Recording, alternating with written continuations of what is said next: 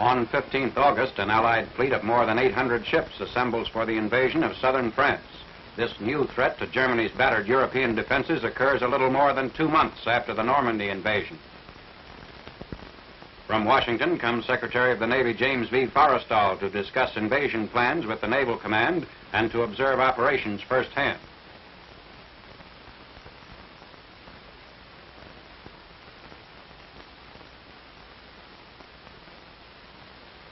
The convoy gets underway, heading toward beaches between Toulon and Cannes.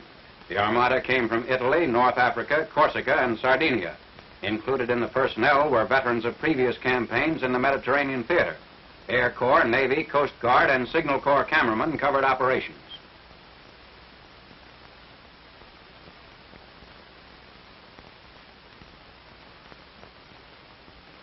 Last-minute preparations.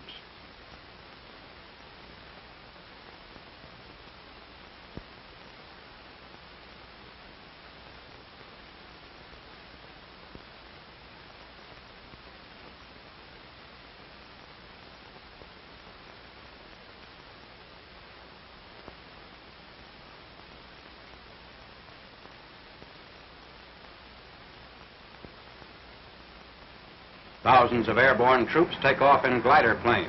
Their mission, to drop behind German coastal fortifications and secure important road junctions and bridges.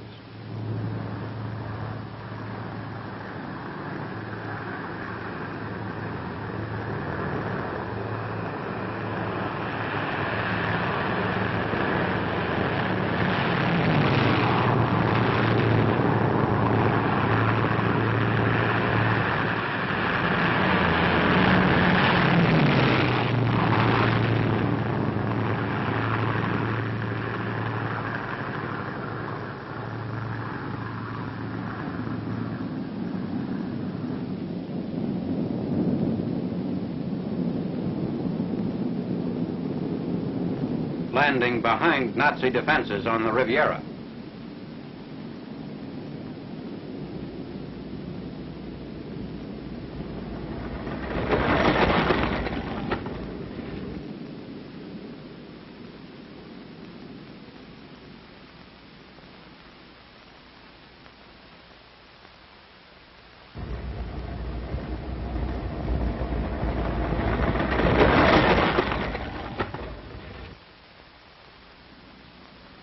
Thousands of paratroopers flown to the Riviera by C-47s also take part in pre-amphibious operations on Nazi rear line communications.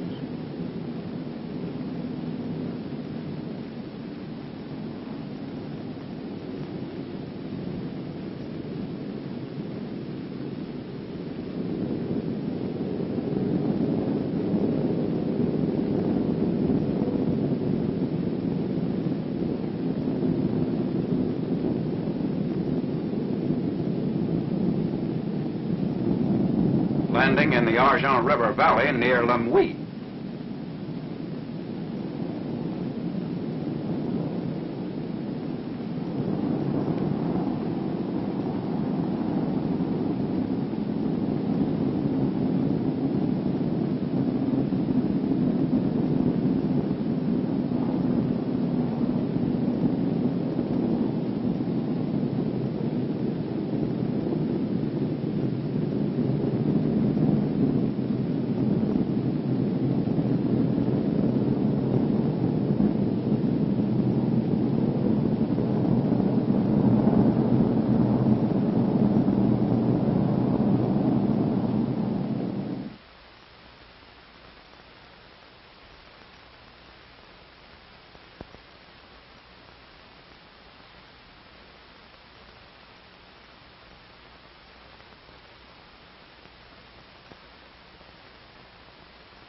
As paratroopers spread out toward their objectives, they establish contact with French forces of the interior, whose support has figured extensively in the Battle of France.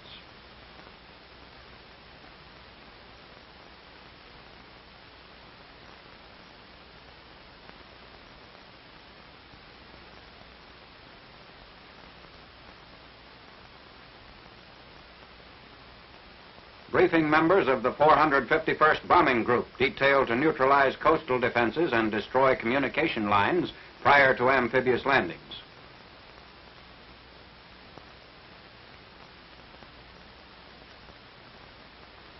Medium and heavy bombers take off at dawn, bringing to a climax many weeks of air preparation deep into the interior of southern France.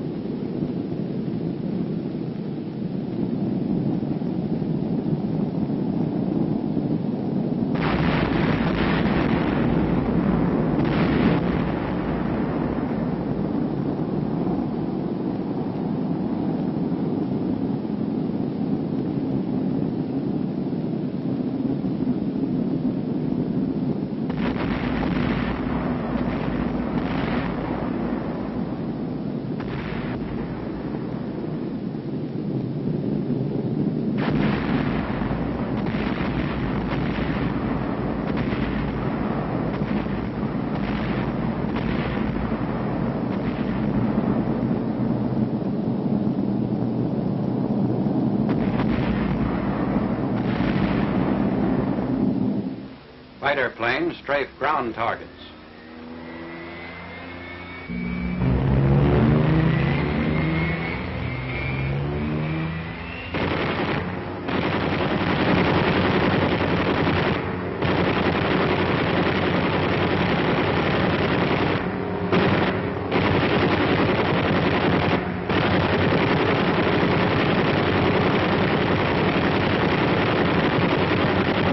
Shelling the Riviera coast. Taking part in this operation were United States, British, and French vessels, as well as ships of the Netherlands, Poland, Greece, and Belgium. Landings begin at 0800 hours, supported by covering fire from battleships, cruisers, and destroyers. 3 divisions, accompanied by French troops, made the original assault: the 3rd, 36th, and 45th.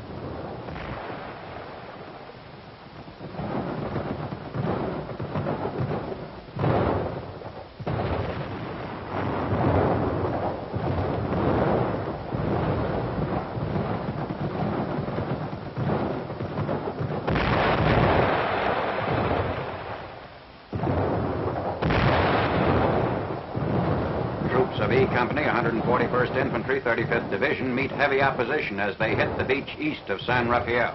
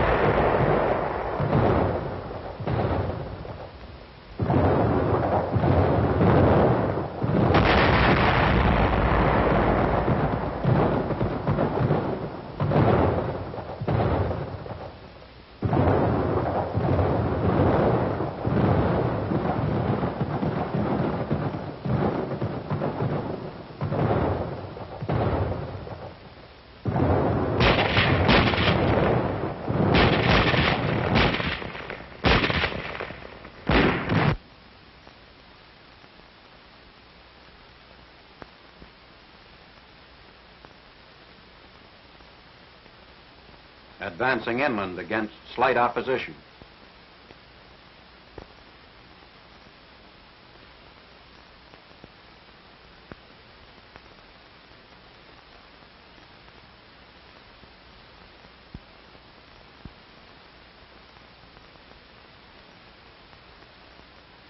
Back at the beaches, reinforcements and equipment are ready to be landed.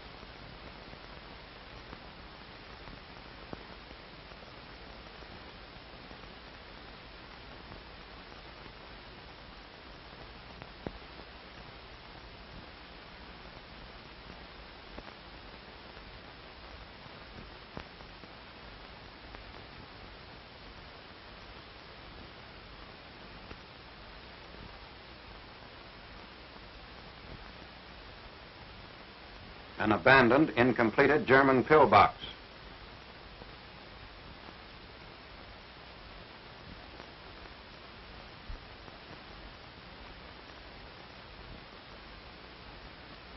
A camouflaged Nazi gun emplacement.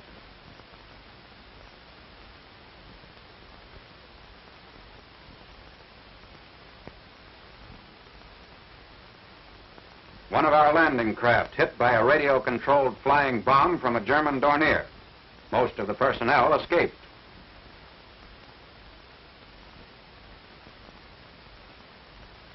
Landing heavy equipment as the original beachhead expands east and west.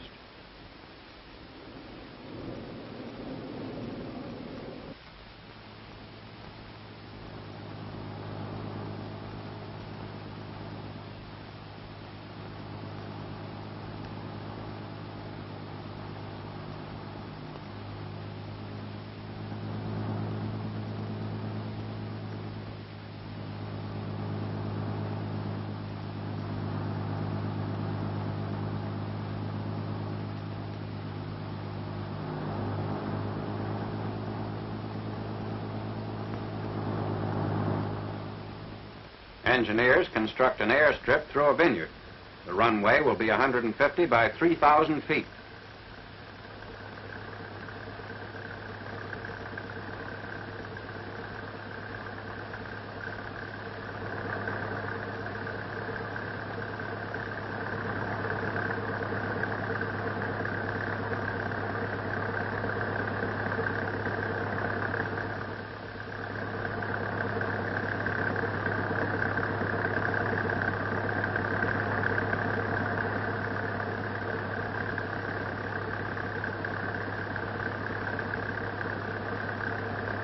By D+1, the invaders held a coastal strip 40 miles long, 20 miles deep.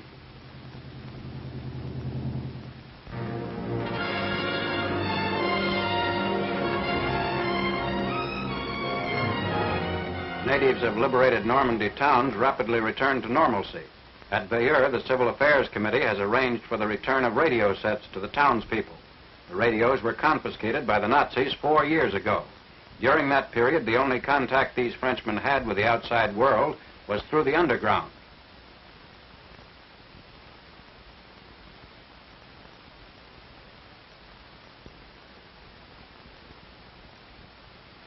As these natives of a typical small French town enjoy the restoration of legal rights and possessions, elsewhere the battle continues to extend the breakthrough at the base of the Cotentin Peninsula. American forces resting in Pont du Beau 3rd August. The breakthrough in the Cotentin Peninsula provided a corridor for the movement of troops and supplies, not only for drives into the Breton Peninsula, but also for the advance toward Paris.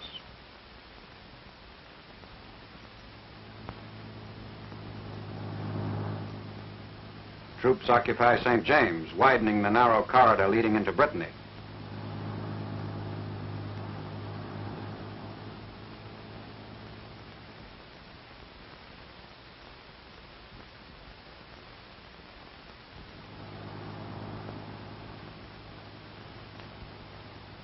Rennes, capital and communications center of Brittany, falls to General George S. Patton's forces 4th August.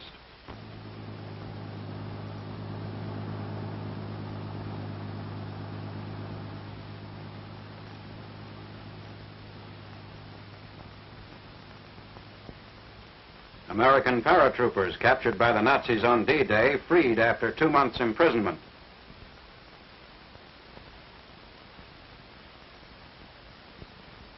Liberation ceremonies conducted by the mayor of Rennes.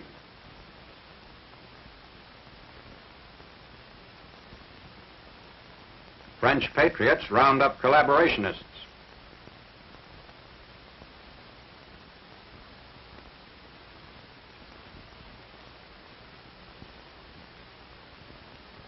A German ordnance depot just outside the city of Rennes.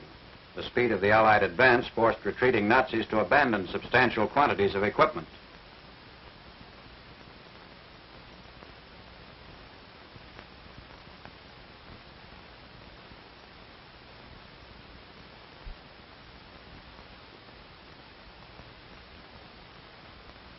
At advancing toward Chalons-le-Roussel in spite of Nazi attempts to close the narrow corridor at the base of the Cotentin Peninsula and stop the movement of Allied forces into Brittany.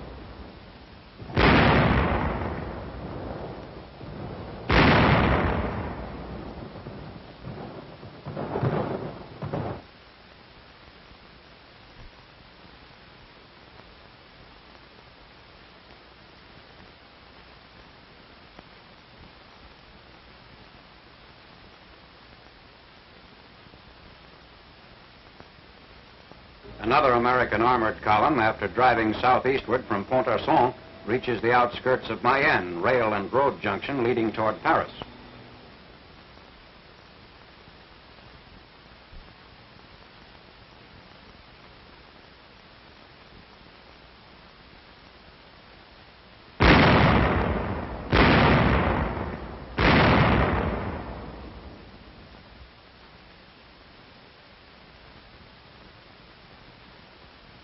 Entering Mayenne, 6th August.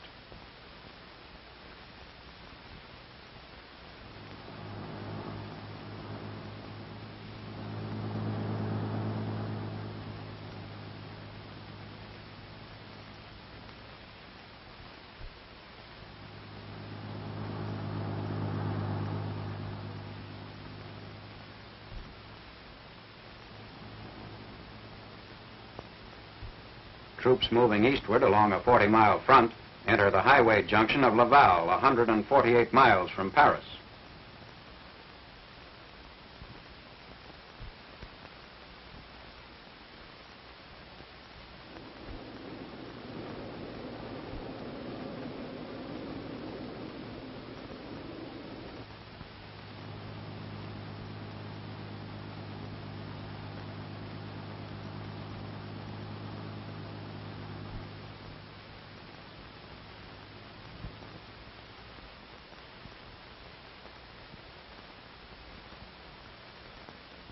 Battling rear guard Nazis across the river that cuts Laval in two.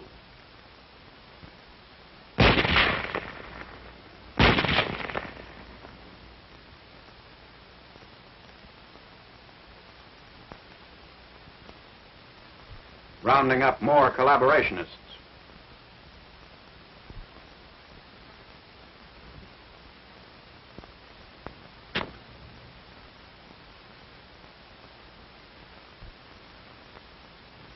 Isolating the port city of Saint-Malo, where only 3,000 men of a defending Nazi force of 10,000 remain.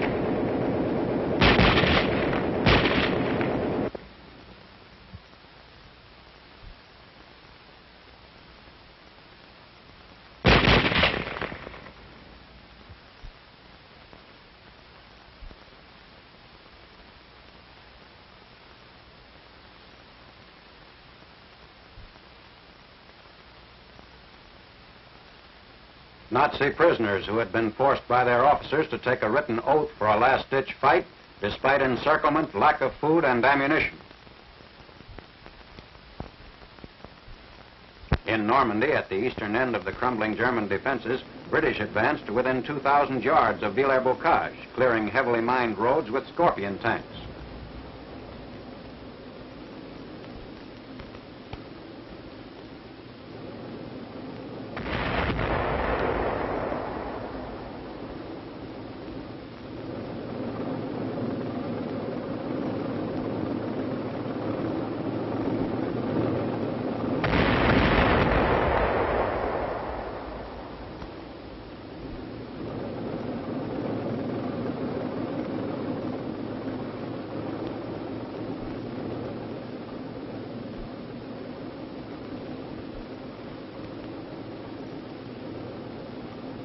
British artillery positions near Villers-Bocage under Nazi counter-battery fire.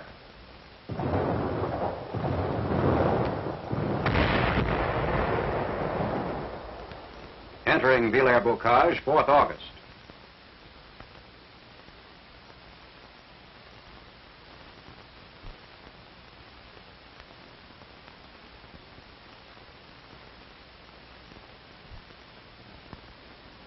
British armor continues to push back the enemy line southwest of Caen at La Beni-Bocage.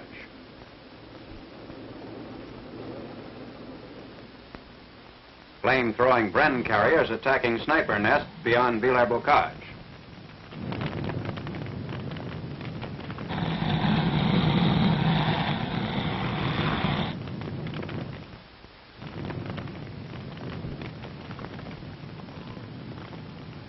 Germans incurred severe losses in the attempt to anchor their right flank at the Orne, while units disorganized by the U.S. breakthrough were withdrawn to new defensive positions. Aulnay-sur-Odon is captured 5th August. Germans withdrew from the town after being threatened by an armored division coming east from Vire and a column of troops pushing south from Villers-Bocage. Aulnay is completely wrecked.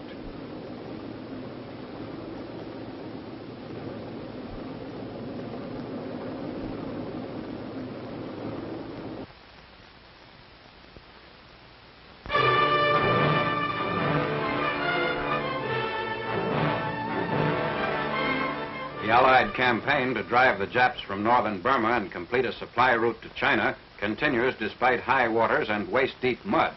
Heavy monsoon rains washed out this bivouac area at strategically important Kamang in the Mogong Valley. Chinese artillery troops fighting under General Stilwell transport their vehicles to high ground employing a makeshift ferry.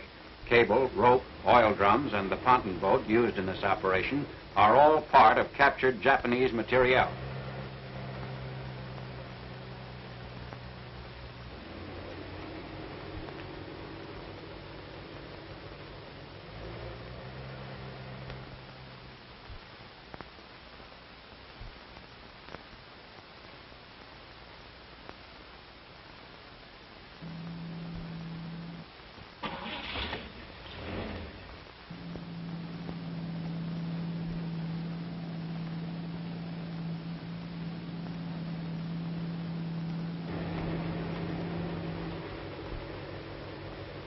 Despite the floods, by August, Allied forces had overcome last resistance, delaying completion of more than 160 miles of the Lido Road, which will be the first southern land link with China since the Japs cut the Burma Road.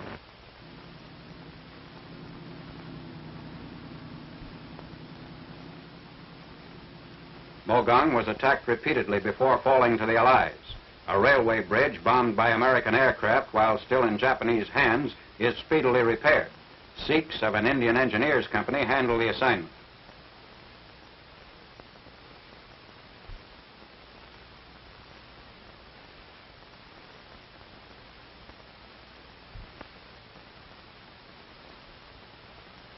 On the nearby Mogong-Michino Railroad line, also captured by the Allies, a brand new use is found for the Jeep. It pulls 6 light two-wheeled cars. By employing 2 Jeeps placed back-to-back, one at each end of the train, trips can be made without switching.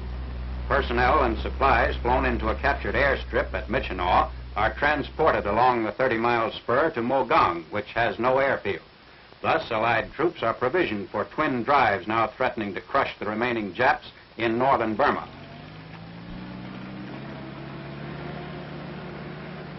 Men of a British brigade en route to Mogang passed knocked out enemy field pieces. Today, an all-British division is operating in Burma, the first such unit to join the variety of contingents serving under General Stilwell. Flat cars make hour-by-hour circuits of the rail line. The tracks have been serviced by repair gangs of an American Engineers Light Ponton Company. They also act as drivers for the trains.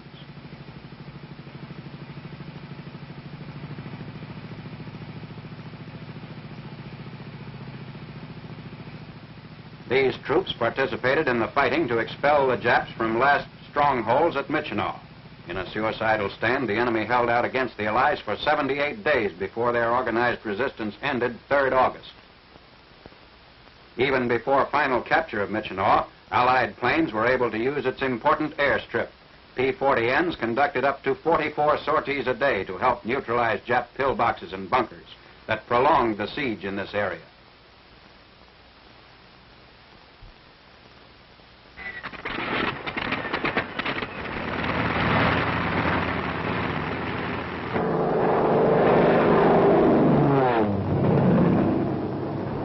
Jap positions were attacked within 100 yards of our forward elements. Once they dive-bombed the enemy a mere 20 yards from American positions.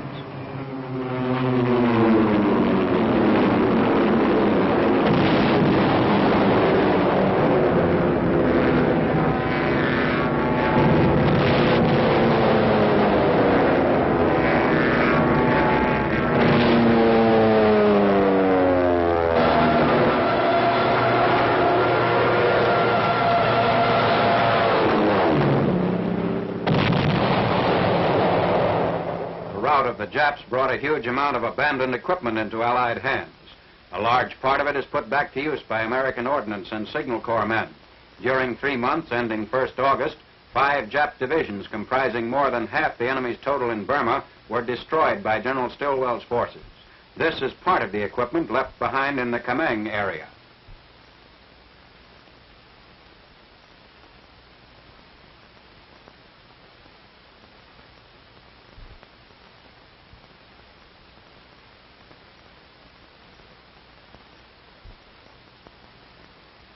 The Jap motor pool includes a 1941 Chevrolet.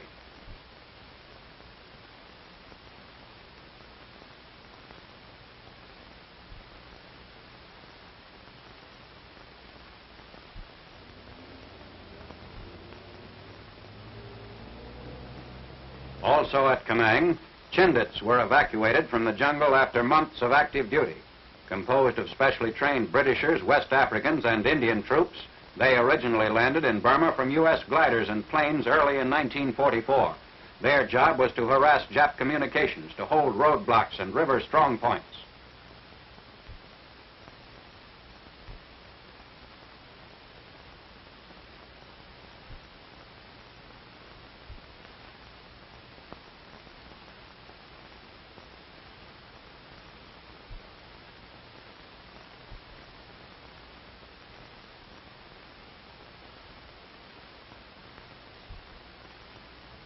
A mobile hospital unit cares for sick and wounded Chindits.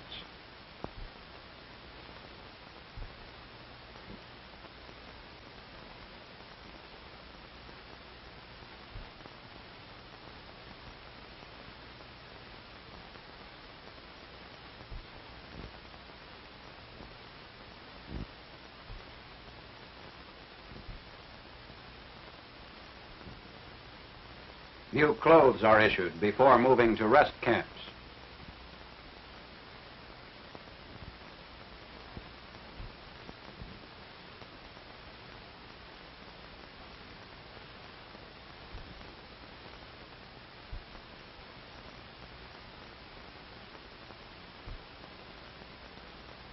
On the way to Kameng after several days in camp, the achievements of the Chindits include a total of enemy dead running into thousands.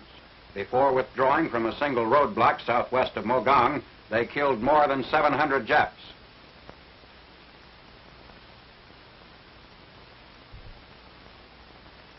At Sin Kai, Chinese troops demonstrate the results of training according to U.S. Army doctrine and under American instructors.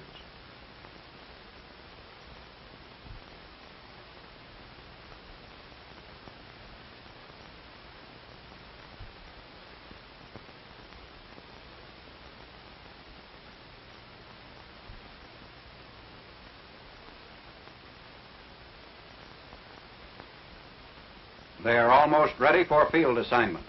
At the present time, their countrymen are locked in fierce battles with the Japs near the Burma border in an attempt to join other Allied columns pushing down the Lido Road.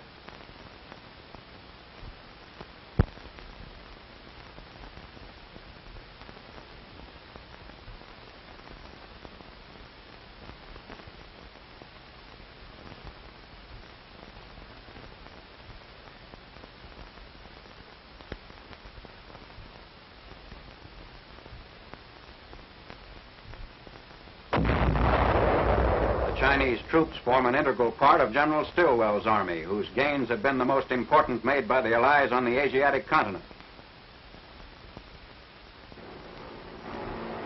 At Colombo, Ceylon, 31st July, General Stilwell arrives on his first extended trip away from the jungle fighting since last December, when he attended the Cairo conference. He's met by Brigadier General Frank Merrill.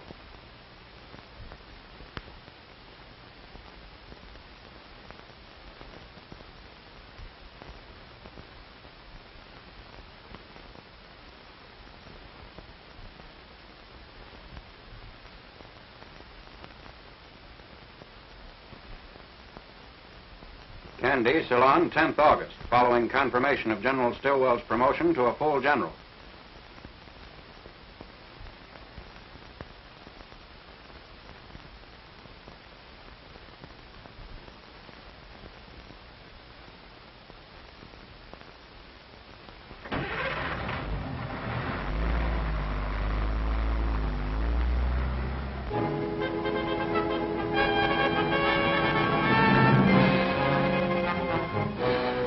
Navy films of carrier action off Saipan in the offensives against the Marianas Islands.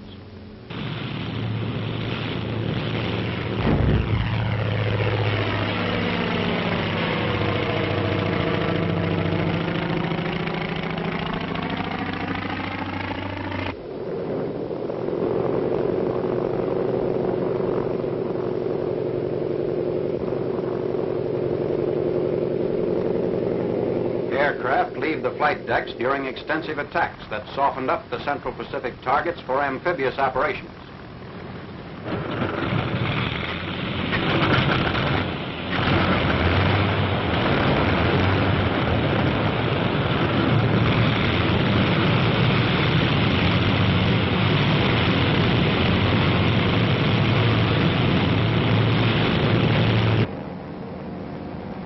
While the carrier-based planes complete their mission, Jap bombers attempt to knock out elements of our task force.